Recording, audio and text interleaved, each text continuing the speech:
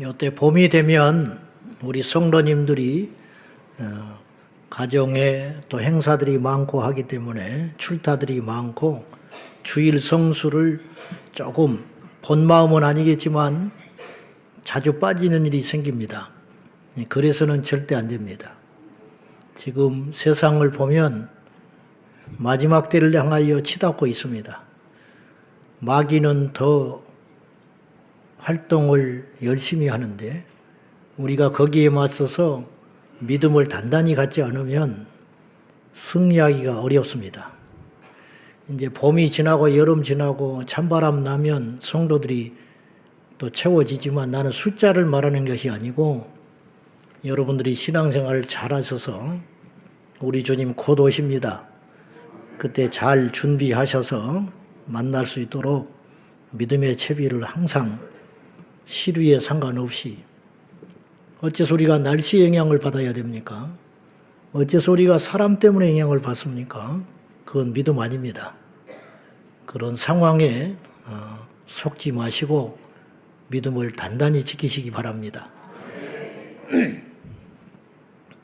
세상에 존재하는 모든 사물에는 저마다 의미가 있고 크고 작은 가치가 있습니다. 근데 그 사물의 진정한 가치는 그것 자체에 따라서 값이 매겨지는 경우보다 누구의 것이냐, 그것에 따라서 그 사물의 가치가 월등히 차이가 나요. 이를테면 피카소의 그림과 알려지지 않는 화가의 그림은 비교가 불가하지요. 이건 상식적인 이야기인데 세계에서 제일 비싼 모자가 있습니다. 비싼 모자. 금은 보석으로 장식이 되어 있어서 비싼 게 아니고요. 그 모자의 소유주가 대단했던 사람이에요. 나폴레옹이었습니다. 나폴레옹이 생전에 모자를 즐겨 썼는지 한 200여 개 소유하고 있었대요. 근데 전쟁터를 누이며 쓴 특별히 아끼던 모자가 있었는데 그 모자를 자기 수의사한테 줘요. 고맙다고. 시간이 흐르고 나폴레옹은 죽었지만은 그 모자가 여러 사람의 주인 거쳐가지고 모나코 왕실에 소유가 돼 있었습니다. 근데 모나코 왕실에서 재정이 어려워지자 이 왕실 수의를 하기 위해서 2019년에 경매로 내놔요. 이 모자가 무려 얼마에 낙찰이 됐냐면은 26억이 됐어요. 그래가지고 자랑스럽게도 그 모자를 산 분이 우리나라 기업의 총수였어요. 가지고 세계에서 제일 비싼 모자를 소유한 자랑스러운 대한민국이 된 겁니다. 아무튼 현존하는 가장 비싼 모자가 26억짜리가 우리나라에 있다. 요거 잊지 마셔야 됩니다. 자, 그거 이제 그 모자를 따져보면 몇만 원 정도 하지요. 원가로 따지면. 그 당시 얼마에 샀는지는 모르지만 그 정도 상식에 샀겠지요. 저와 여러분은 얼마짜리입니까? 우리는 도대체 얼마짜리인 거예요?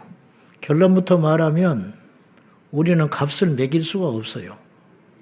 그 이유가 뭐냐면 우리의 소유주가 대단한 분이기 때문에 그래요. 그리고 그분은 우리를 소유만 하신 분이 아니라 우리를 위해서 당신의 목숨을 버려주셨어요.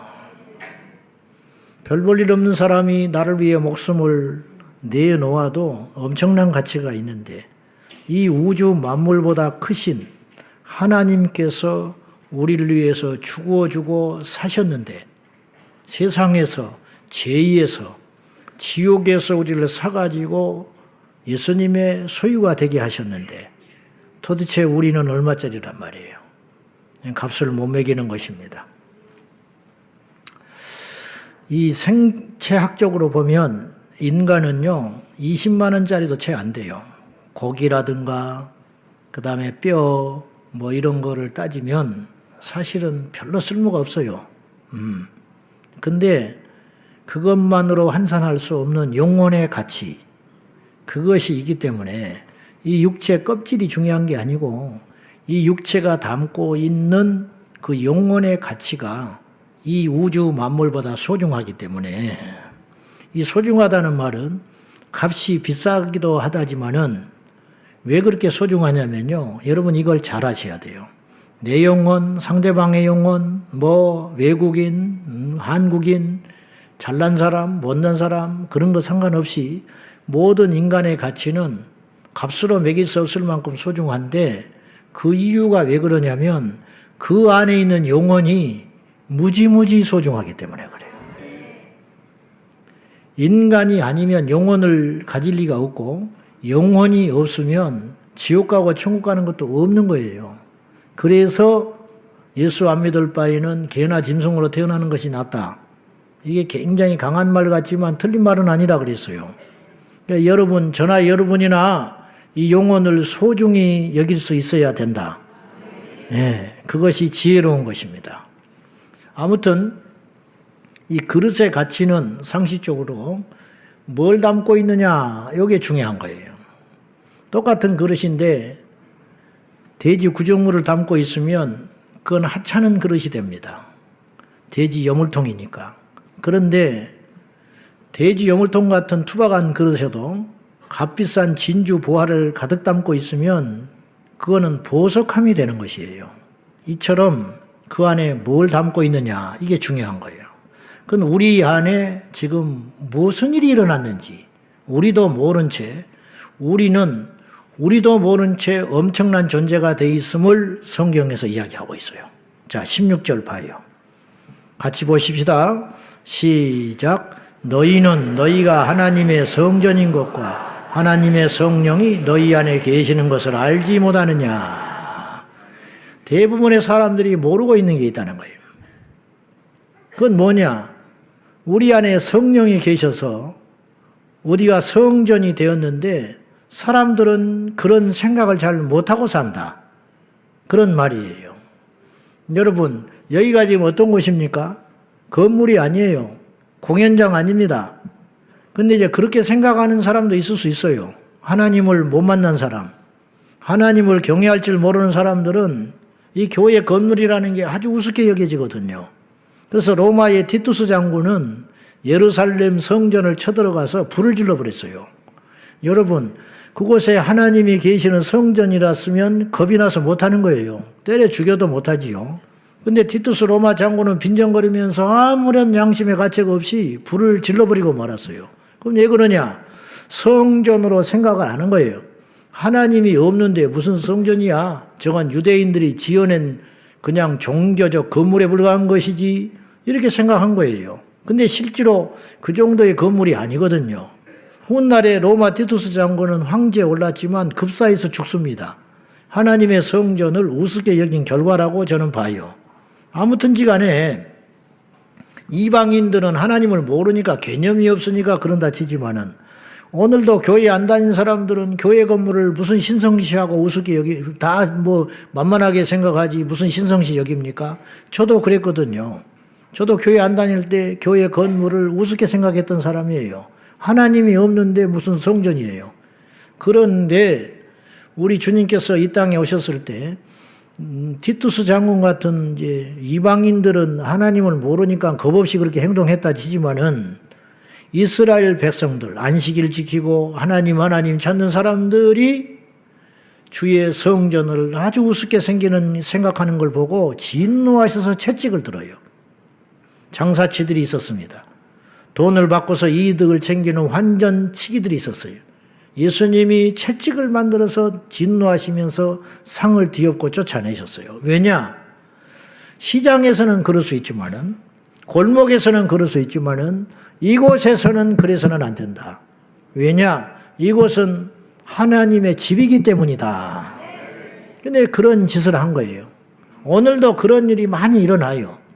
여러분, 우리 한번 솔직히 고백해 봅시다. 여기가 주의 성전이라고 믿으세요? 근데 머리로는 믿어져요. 근데 우리 행동은 그걸 잊고 살 때가 많습니다. 왜냐? 성전에 있는 사람이라고는 도무지 이해가 되지 않을 만큼 행동을 할 수 있거든요.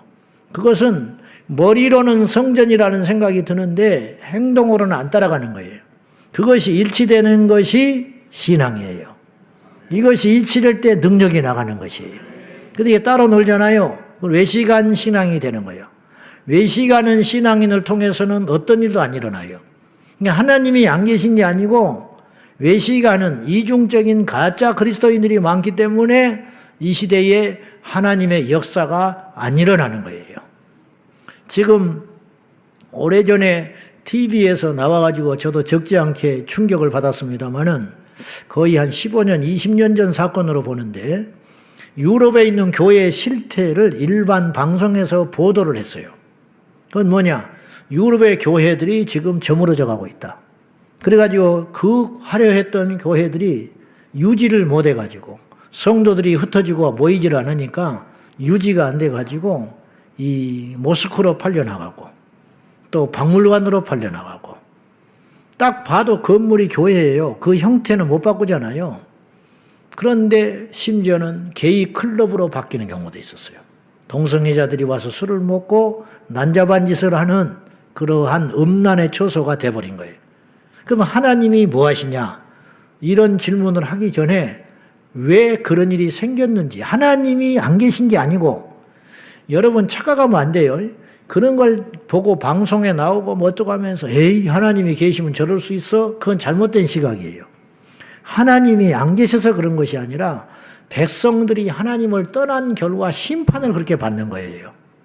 이스라엘 백성들이 하나님을 떠날 때 엄청나게 고통을 받습니다. 전쟁에 패하고 노예로 잡혀가고, 그때 이방인들도 그렇고 유대인 스스로도 하나님은 과연 계시냐? 그러나 우리는 알잖아요. 하나님이 안 계셨던 게 아니고 그들이 범죄함으로 심판받은 거예요. 사울이 사무엘에게 이런 책망을 받아요. 당신이 말씀을 버렸기 때문에 하나님도 당신을 버렸다. 이 유럽의 교회들이 다는 아니지만 보편적으로 자유주의 신학에 물들어가지고 예수님의 부활을 믿지 않습니다. 예수님이 하나님의 아들인 거 믿지 않는 풍토들이 많습니다. 그 결과 동성애가 허용이 됐고 교회와 세상이 구분점이 사라지게 되었고 다른 종교에도 구원이 있다고 선포하는 지경에 이르는 거예요. 여러분, 그런 곳에 하나님이 계실 수 있어요? 하나님이 떠나버리죠. 하나님이 떠나니까 그것은 강도의 속을 되는 거예요. 그래서 팔려나가는 거예요. 하나님이 버려버리고 방치하는 것이죠. 제가 말씀드리는 건 이거예요. 이게 성전입니다. 그냥 건물이 아니라는 거예요. 근데 왜 이곳이 성전이냐면, 성전이라고 우리가 다 동의하고 부르냐면 이곳에 하나님의 영이 계시기 때문이에요.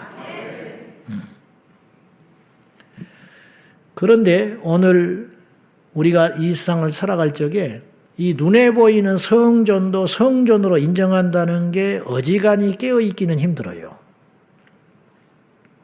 제가 이제 설교를 무척 많이 하는 편입니다. 그 주일날 3번이나 설교하잖아요. 그래서 이제 그 감각을 놓치지 않으려고 무지 애를 쓰거든요.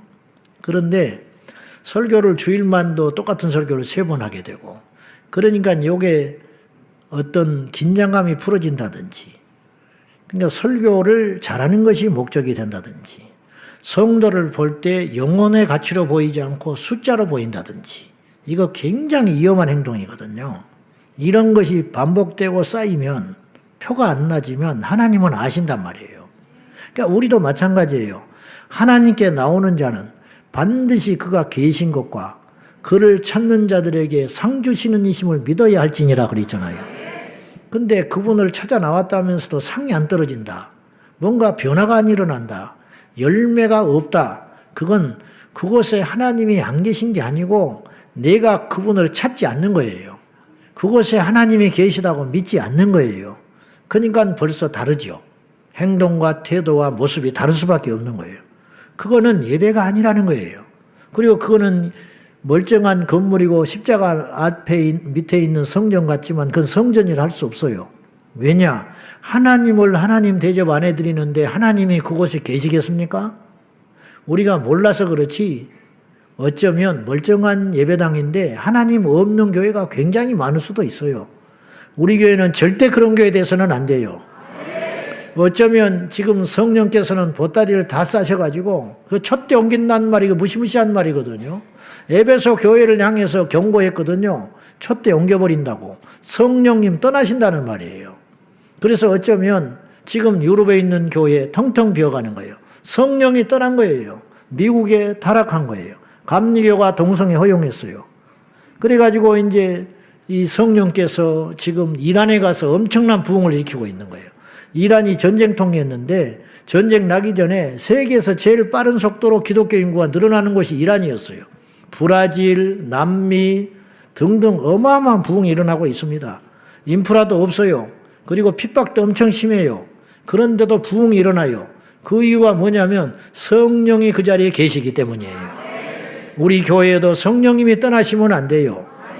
근데 오늘 16절에 중요한 말씀을 하는 거예요. 성령이 예배당에 거하듯이 성령이 우리 안에 들어와 계신다. 여러분 2000년 전에 성령이 이 땅에 오셨잖아요. 믿으십니까? 마가의 다락방 오순절 날 그 모인 무리들이 기도할 때 성령이 그 자리에 오셨잖아요. 그 자리에만 성령이 계신 게 아니에요. 성령이 마가의 다락방에 계신 게 아니고요. 엄밀히 따지면 다락방에 모인 믿음의 사람들에게 성령이 들어가신 거예요. 그리고 그들이 흩어지잖아요. 지금 마가다락방 자리 아무리 가도요. 뭐 기념교회에 있을지는 모르겠지만은 성령님 그 자리에 안 계실 수 있는 거예요. 물론 어디든지 계시지만 안 계실 수 있는 거예요. 성령님은 그 자리에 임하신 게 아니고 그 사람들에게 임한 거 아닙니까? 그게 사도행전 2장 사건이잖아요. 사람들에게 성령이 임한 거예요. 그래서 그들이 방언하지요. 그들이 확신에 거하게 되지요. 그리고 그들이 나가서 어려움과 핍박을 이기고 복음을 전하기 시작하는 거예요. 왜냐? 성령이 그들 안에 가득했기 때문에 그런 일이 가능해지게 됐다는 거죠. 우리도 마찬가지라는 거예요. 성령이 이 자리에 계시다는 말은 이 성전에 성령이 임하셨다는 말도 맞지만은 우리 각자의 마음, 심령 그리고 이 육체 안에 성령께서 오셔서 거하는 줄로 믿습니다. 근데 이런 생각을 잘 안 하고 산다는 거죠. 예나 지금이나 그랬던 것 같아요. 그래서 고린도 교회 성도들한테 바울이 다시 한번 각인시켜 주는 거예요. 알지 못하냐? 너희들 안에 각자 너희들의 안에 성령께서 이미 오셔서 계시기 때문에 너희들이 중요하고 가치가 있는 것이 아니라 성령께서 계시기 때문에 너희들이 성전이 된 거야. 이렇게 말씀하고 있는 것입니다. 그렇습니다. 그리고 성령님이 2000년 전에 오셨다면 어디에 계실 거 아니에요? 합리적으로 생각을 해봐요. 어디에 계시는 거예요? 여러분, 귀신이 있어요, 없어요? 없단 사람은 대화를 하고 싶지가 않아요. 내 지나갈 때 친구하고 붙어가지고 없대, 귀신이. 나는 있다고 그러는데 미치고 팔딱 뛰겠더라고. 귀신이 없대. 나는 있다고 믿는 거예요. 나는 귀신을 쫓아봤으니까. 귀신과 싸워봤으니까. 귀신이 분명히 있어요. 이거 사람이 할 수 없는 짓을 해요. 귀신이 들어가서 그래요. 그리고 쫓아내니까 정상이 됐어요. 난 그걸 봤거든요. 근데 이 친구는 귀신이 없대요. 없던 사람하고 무슨 대화를 해? 그 신학을 뭐하러 왔냐? 내가 그렇게 물었어요. 그 대답을 안 하더라고. 내가 잘났다는 게 아니에요. 영적인 것이 안 보인다고 없다고 무시하는 것처럼 무식한 일이 없어요. 바람이 보이지 않습니다. 그러나 바람에 날립니다. 성령도 그와 같다 그랬죠. 귀신도 그러는 거예요. 여러분, 성령이 지나간 자리에는 열매가 나타나요. 귀신이 휩쓸고 지나간 자리는 사망의 냄새와 열매가 나타나는 거 아니겠어요? 여러분, 귀신이 존재한다면 어딘가 있는 거예요. 어디 있냐 이 말이에요. 절에 있나요? 그 장소에 있는 게 아니고 절에 있는 그 사람들한테 있는 것이죠. 자, 우리 예수님이 친히 말하시기를 우리 인간을 집으로 표현을 하셨어요. 마태복음 12장 43절과 44절 봅니다. 시작. 사람에게서 나갔을 때에 물 없는 곳으로 다니며 쉬기를 쉴 곳을 얻지 못하고 이에 이르되 내가 나온 내 집으로 돌아가리라 하고 와보니 그 집이 비고 청소되고 수리되었거늘. 여기서 집이라는 말이 2번이나 나와요. 내 집으로 돌아가리라. 왔더니 그 집이 비고 청소되고 수리되었다. 이 집은 어떤 걸 말하는 거예요? 이런 건물의 집을 말하는 게 아니죠. 당연하게도 이거는 사람의 몸을 말하는 거예요. 몸뚱아리. 어떤 귀신이 예수님의 비유니까 이거 무시하면 안 돼요. 이거는 그냥 없는 일인데 예수님이 설명하기 쉬우려고 한 말씀이 아니고 실제로 이런 일이 일어나고 있다. 예수님은 진리이시기 때문에 비유나 허튼 소리를 하실 분이 아니에요. 부자와 나사로의 이 지옥과 이 천국의 이야기도 비유가 아닙니다. 실제로 그런 일이 일어나고 있다. 그런 뜻이거든요. 그런데 예수님이 우리 몸뚱아리를 집으로 이야기를 했어요. 어떤 귀신이 그 몸뚱아리 어떤 사람의 집에서 거하고 있다가 어느 날 실증이 났는지 뭐가 못마땅했는지 알 길은 없지만 나온 거예요. 자, 귀신이 나갔어. 그러면 그 사람의 상태가 어떻게 됐을까? 일시적으로 너무 좋아졌겠죠. 머리도 안 아프고 생각도 감사가 넘치고 기쁘게 되고 밝게 되고 뭐 활기가 넘치고 뭐 그랬겠죠. 왜 이렇게 갑자기 이렇게 됐지? 그럴 수 있죠. 나갔어. 근데 귀신이 두루두루 더 좋은 집을 찾아다니는 거예요. 더 좋은 집이 어디예요? 더 쓸만한 자기의 마음에 맞는 더 재지 있는 사람, 더 무지한 사람, 더 영적으로 꽉 막힌 사람, 분별이 없는 사람, 그런 사람이 쫓아다니는 거지요. 가봤는데 별로 신통치 않아. 그래서 아이고 그래도 옛날에 살던 집이 낫다. 그리고 그 집으로 그 사람으로 다시 찾아오니까 얼씨구나 청소되고 자기는 실컷 어지러놨는데 청소되고 소재되고 깨끗하게 해놓으니까 밖에 나가가지고 친구 7명 데리고 몇 명이 들어갔어요. 8명이 들어갔어요. 8명이 들어가 버리니까 주님께서 이제 이렇게만 하시고 말씀하고 말하는데 그 다음 구절이 뭐냐면 이 사람의 형편이 어떻게 됐겠냐. 그 전보다 8배는 나빠진 거 아니냐. 훨씬 더 나빠지고 우울해지고 힘들어지고 고달파지고 낙심되고 어두워진 건 사실 아니겠냐. 이 세상이 지금 그렇게 가고 있다. 주님이 그렇게 말하신 거거든요.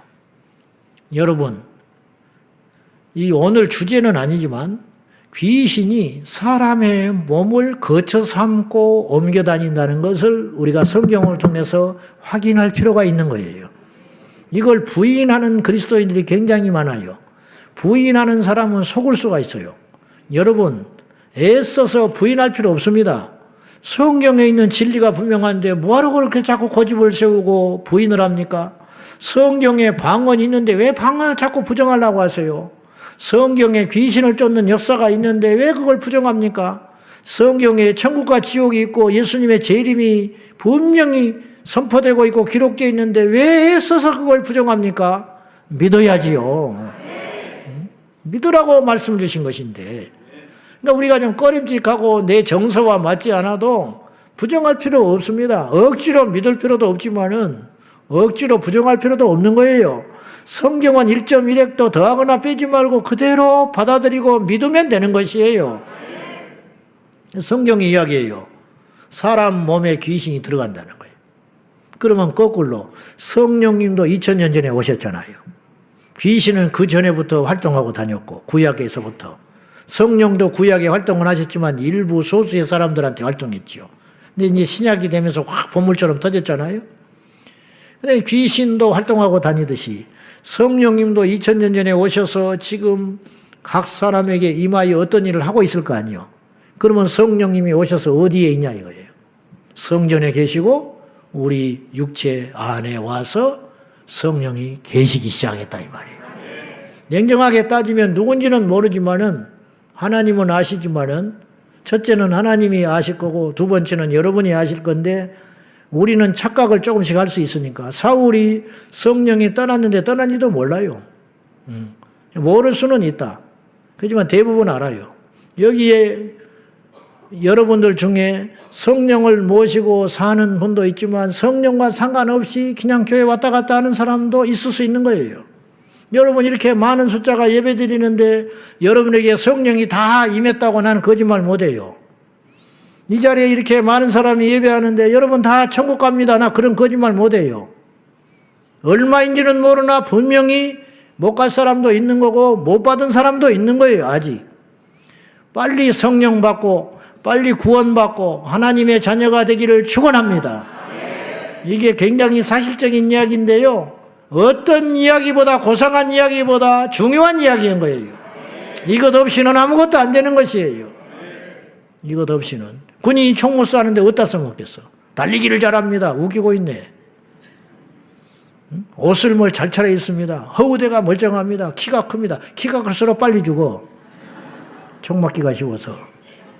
총 못 쏘는 군인을 어디다 써먹겠어요.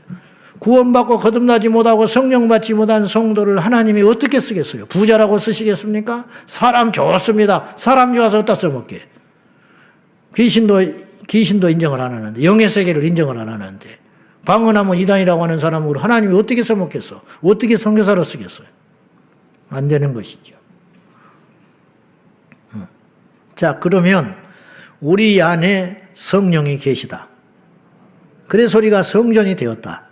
이 본문을 이미 우리가 알고 있고 또 오늘 새삼스럽게 읽지 않아도 그런 개념 정도는 갖고 우리가 살아가요. 문제는 그게 머릿속에만 머물러서는 안 된다는 거예요. 그러면 주의 성령이 오셔서 성전된 우리는 어떻게 모름지기 살아가야 되느냐. 17절에 나와 있습니다. 같이 보십시다. 다 같이 시작. 누구든지 하나님의 성전을 더럽히면 하나님의 성전은 거룩하니 너희도 그러하니라. 불편한 진실 내가 이야기 하나 하지요. 성전을 괴롭힌다. 예배당 주의 일을 방해한다. 그 끝이 절대 좋지 않습니다. 이건 그냥 뭐 협박 아니야. 협박으로 들러도 좋은데 나 여러분 안전하라고 이야기하는 거예요. 성경에는 멸한다는 말이 잘 안 나와요. 이게 굉장히 센 말이기 때문에 그래요. 그리고 성경은 진리이기 때문에요. 이렇게 선포를 한다든지 이게 써 있으면요. 그대로 되는 능력이 있어요. 하나님의 말씀은 살아있고 운동력이 있고 능력이 있거든요. 그러니까 예수님도 좀처럼 이 땅에 오셔서 이 나쁜 소리 잘 안 하셨어요. 왜냐하면 죽어라 그러면 죽어버리는 거예요. 살아라 그래서 살아났잖아요. 달리다 굼 소녀야 일어나라. 소녀야 살아나라 그 소리 아니에요? 예수님이 명령하니까 살아나 버렸잖아요. 풍랑이는 바다를 보고 잠잠해라. 그러니 잠잠해져 버렸잖아요. 거꾸로 말해볼까요? 너 지옥에 가라. 그러면 지옥 가버리는 거예요. 너 죽어라. 그러면 죽어버리잖아요.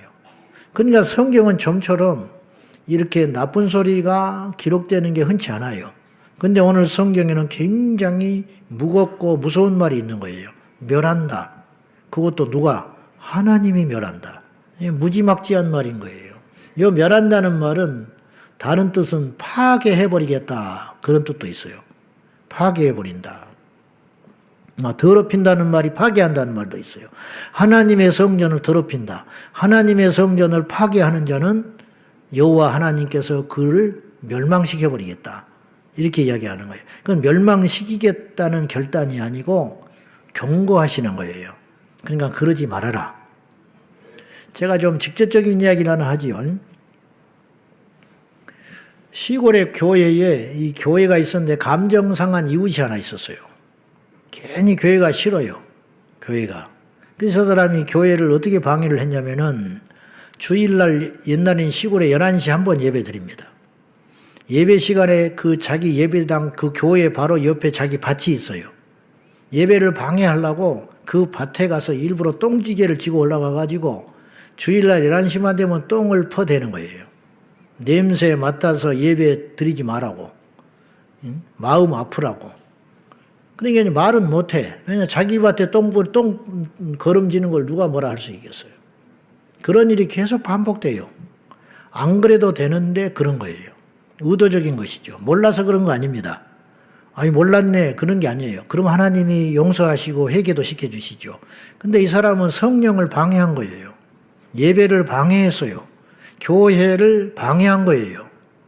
나중에 어떻게 됐느냐. 어느 날도 나쁜 의도를 가지고 똥 실컷 퍼다가 심장마비로 쓰러져 가지고 똥바가지를 몸에 둘러쓰고 현장에서 죽어버렸어요. 여러분 이런 일이 우연한 일일까요? 이런 일이 없을까요? 괜히 유치한 설교하기 싫어서 이런 소리 잘 안 하지만은 이런 일이 굉장히 많이 일어나는 것입니다. 지금 예배당에 재산을 국가에서 귀속시키겠다고 하는 법을 만들겠다 어찌다 그러잖아요. 그거 몰라서 그러는 것인데요. 모르고 행한 것도 하나님이 심판해요. 성전을 건드리면 안 되는 것이에요. 요새 저는 이 성전 지상주의는 저는 틀렸다고 봅니다. 중세시대 때 성전을 우상시 해가지고 성 베드로 성당 짓다가 면죄부 나오고 영혼들이 멸망길로 갔거든요. 그거 하나님이 기뻐하지 않아요. 그런데 요새 뭐 유튜브나 혹은 뭐 개혁주의 하는 뭐 목사님들 등등 해가지고 성전을 의도적으로 폄하하는 사상들이 많이 돌아다녀요. 성전을 무시하는 이야기들. 뭐 큰 건물만 지으면 다냐? 그것이 일면 맞기도 하지만 건물이 크기 때문에 지탄을 받는 것이 아니고 그 건물에 다니는 성도들이 바로 믿지 못하니까 지탄을 받는 거잖아요. 고양시에 삼성 반도체 공장이 몇만 평이 온다고 그러면 프랜카드 붙이고 난리 날걸요. 환영한다고. 어서 오라고. 응? 왜 그러는 거예요? 유익이 있기 때문에 그렇잖아요. 건물이 문제가 아니라는 거예요. 여러분, 요 예배당 아무것도 아닌 것 같습니까? 예배당이 답니까? 예배당만큼은 답니까? 그런 소리 하면 안 돼요. 여러분, 이 예배당이 없으면 우리 여러분 신앙 성장에 얼마나 많은 방해가 있는지 아십니까? 요 예배당 건물이 24시간 있으니까 기도하러 올 때 기도하러 오지, 모임하지, 집에서 부부싸움하고 나와서 오갈 데 없을 때 예배당에서 실컷 울고 가지. 그런 일이 숱하게 있는 거예요. 여러분 예배당이 없이 어떻게 할 거예요? 뭐 낭만적이어 보이고 뭐 대단해 보이고 뭐 본질을 추구한다. 그런 소리 하지 말라고요. 저희가 코로나 때 이 성전으로 오게 될 때 적지 않은 부담이 있었어요. 저도 사람인데 부담이 없었겠어요? 장로님들하고 흔쾌히 결정하고 오게 됐지만은 그날 새벽에 제가 결정하고 기도하면서 하나님 어떻게 할까요? 근데 제 마음에 딱 이런 생각이 들었어요. 여기 예배당이 전 비전센터보다 2배 이상이 크거든요. 그럼 아무래도 한 사람이 더 올 거 아니냐. 한 사람이라도 더 와서 그 영혼이 구원을 받는다면 가치가 충분하다. 제가 그런 확신이 들어서 온 거예요. 앞으로도 마찬가지예요. 오직 영혼의 구원. 한 사람이 주님 닮아가서 영생 얻는 거. 그것에만 관심을 둬야 되고 여러분도 그것에만 관심을 두셔야 되는 것이에요. 성전을 쉽게 생각하면 안 됩니다. 근데 눈에 보이는 성전도 이렇게 소중하고 귀하고 아끼게 되거늘 우리 몸 안에 성령이 계시는데 우리는 얼마나 더 소중한 존재냐 이 말이에요. 근데 이걸 자꾸 잊어버리니까 바울이 알지 못하느냐. 그러므로 우리 안에 성령이 계셔서 이 죄악 덩어리 육체 가운데 성령이 송구스럽게도 오셔서 나를 자녀 삼아주시고 성전을 삼았으니 이것이 얼마나 귀하고 소중하냐 이 말이에요. 여러분 집에 왕이 왔어요. 깜짝 놀랄 일이죠. 왕이 오면 얼마나 많은 복들이 일어나겠어요. 도둑놈이 오겠습니까? 왕이 있는데 누가 건들기를 하겠습니까? 돈이 문제가 아니에요. 왕이 우리 집에 와서 나하고 같이 살게 됐다. 세상에 유력한 자들이 나한테 줄을 대려고 할 것이고 권세가 덩달아 나한테 생기지 않겠어요? 그런데 한 가지 문제가 생겨요. 굉장히 불편하다는 거예요. 뭐 파자마를 입고 돌아다닐 수가 있느냐? 뭐 밥을 아무렇게나 먹을 수 있는가? 소파에 벌러덩 두루놓을 수가 있는가? 왕이 있으니 왕을 우선으로 생각하고 고려하고 고달픈 인생을 살게 되는 거예요. 그러나 그와 더불어 이루 말할 수 없는 권세를 얻게 되는 것이죠. 성령이 우리 안에 오셨어요.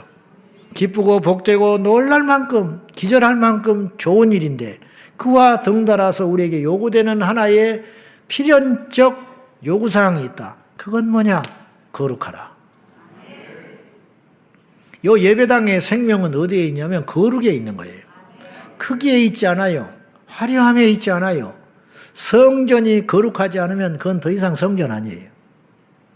우리 안에 성령이 오셔서 성전된 나는 멋있어지고 뭐 부욕해 되고 건강하게 되고 그런 거 관심 없다는 거예요.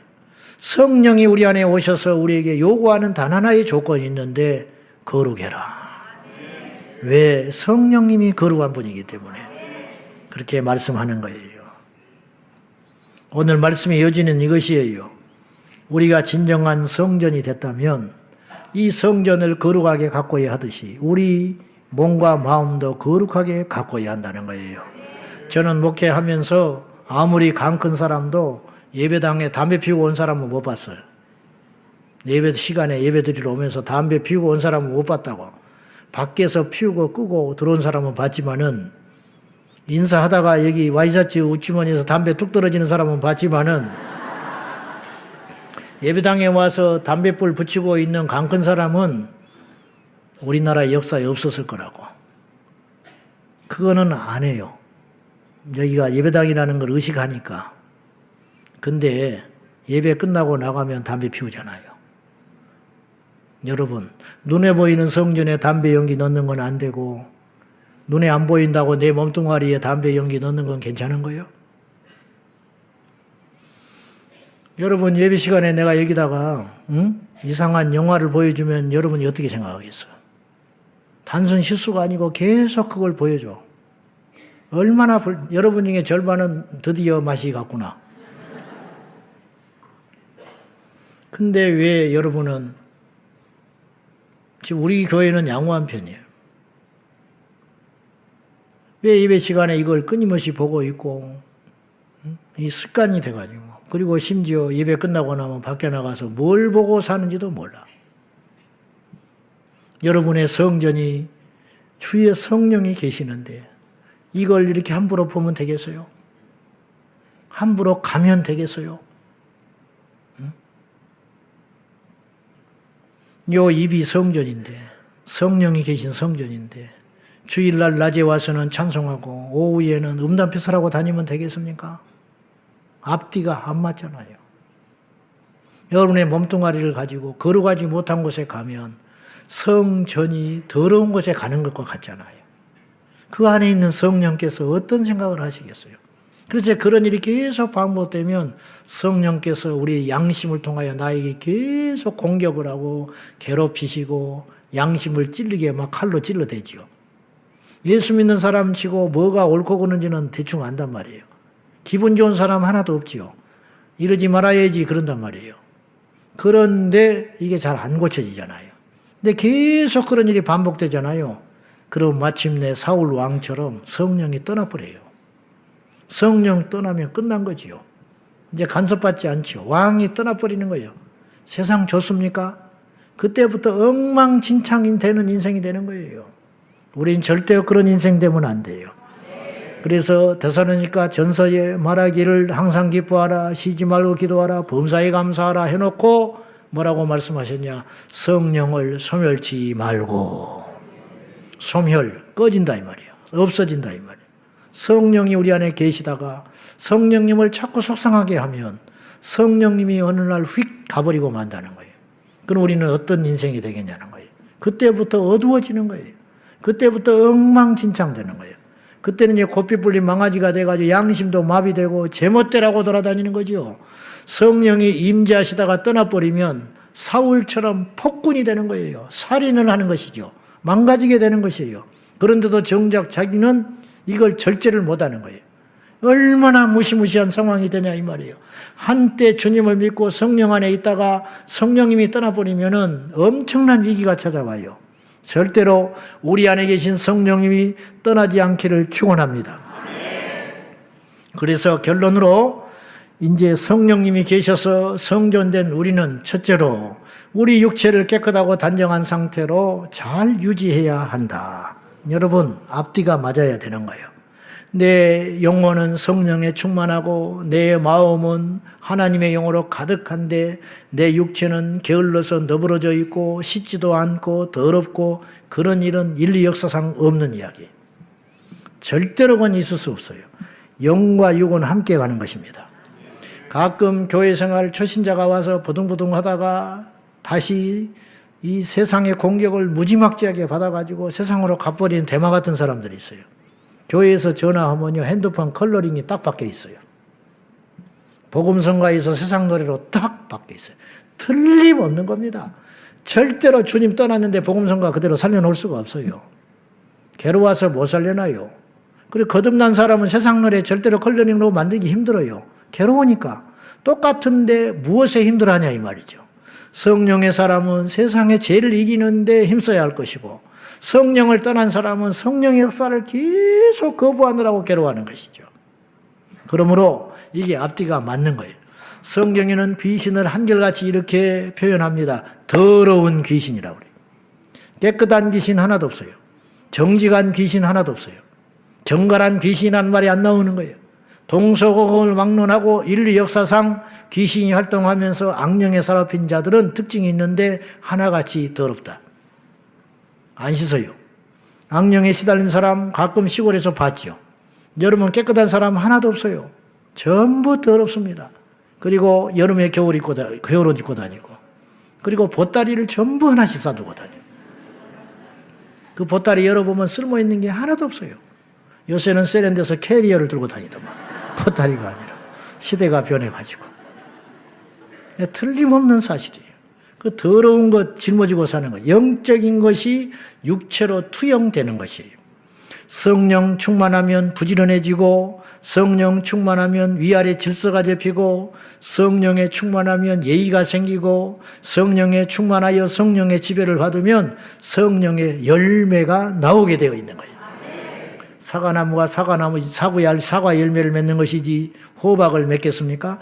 성령이 우리 안에 계시는데 더러운 것이 맺혀지고 악한 것이 맺혀지고 세상의 것들이 맺혀지고 시기가 맺혀지고 질투가 맺혀지고 그러겠어요?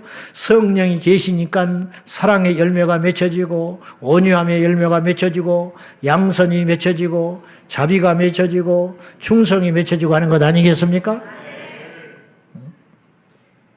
요새 성전 리모델링 하는 사람들이 제법 많습니다.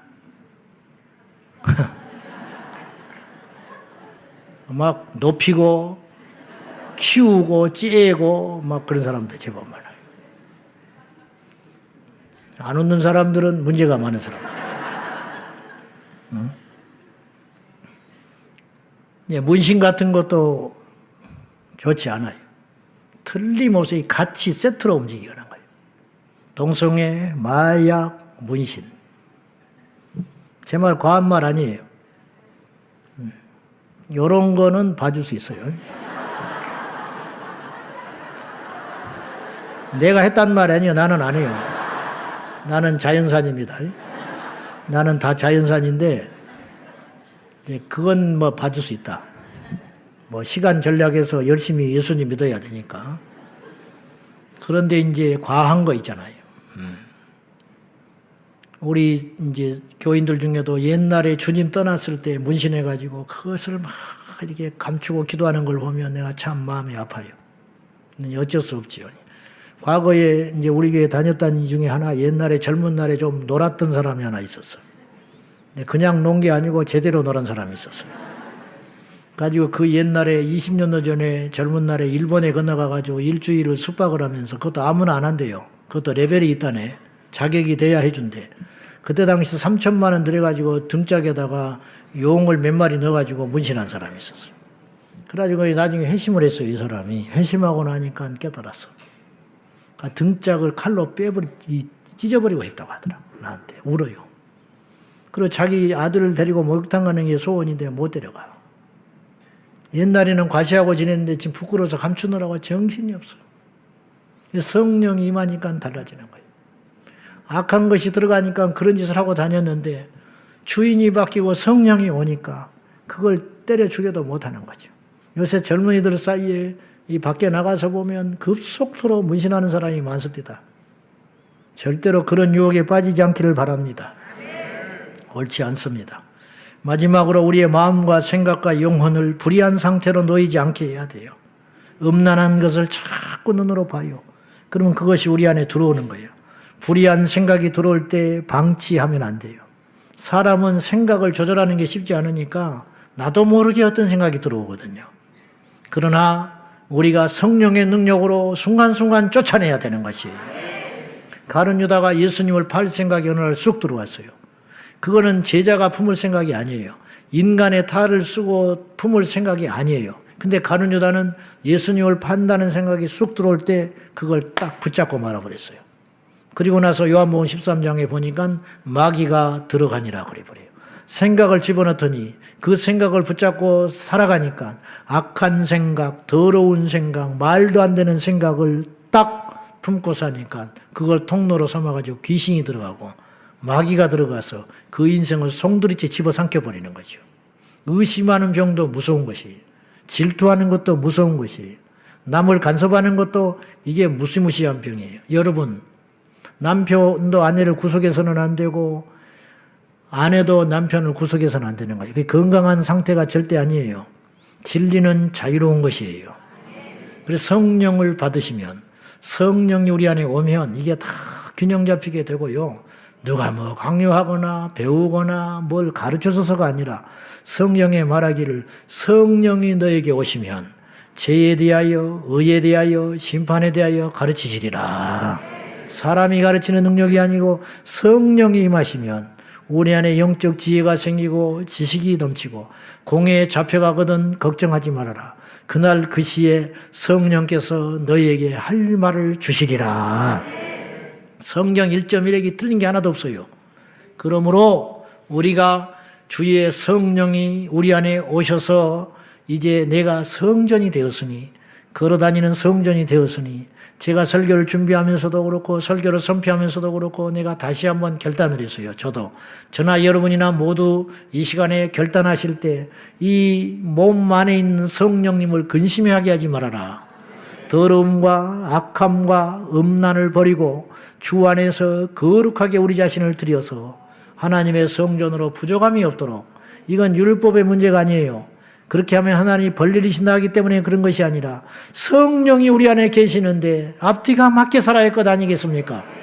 여러분, 하나님을 기쁘게 하면 하나님이 우리 인생 책임져 주십니다. 다윗이 왕이 되고 싶어서 된 사람이 아니에요. 성령님이 오셔서 그의 인생을 끌고 가니까 왕이 되는 거예요. 아브라함에게 주님이 임하시니까 아브라함이 가는 곳마다 형통하게 되는 것이에요. 우리의 재주와 능력과 지혜가 필요한 것이 아니라 오늘 우리에게 속히 회복해야 할 것이 있는데 바로 거룩함을 회복하는 것이에요. 거룩하면 됩니다. 거룩하면 풀립니다. 거룩하면 인생이 편해지는 것이에요.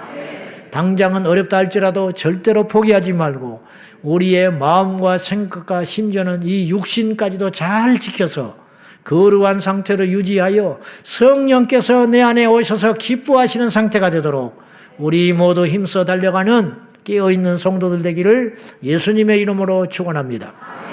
기도하겠습니다. 하나님 아버지, 감사합니다. 무지하고 연약하고 악하고 더러운 우리들에게 성령님이 오셔서 우리를 성전 삼아주심을 믿고 감사합니다. 주여, 이제 우리가 움직이는 성전으로 하나님 앞에 부끄럽지 않도록 살아가게 하여 주시옵소서. 예수님의 이름으로 기도하옵나이다. 아멘.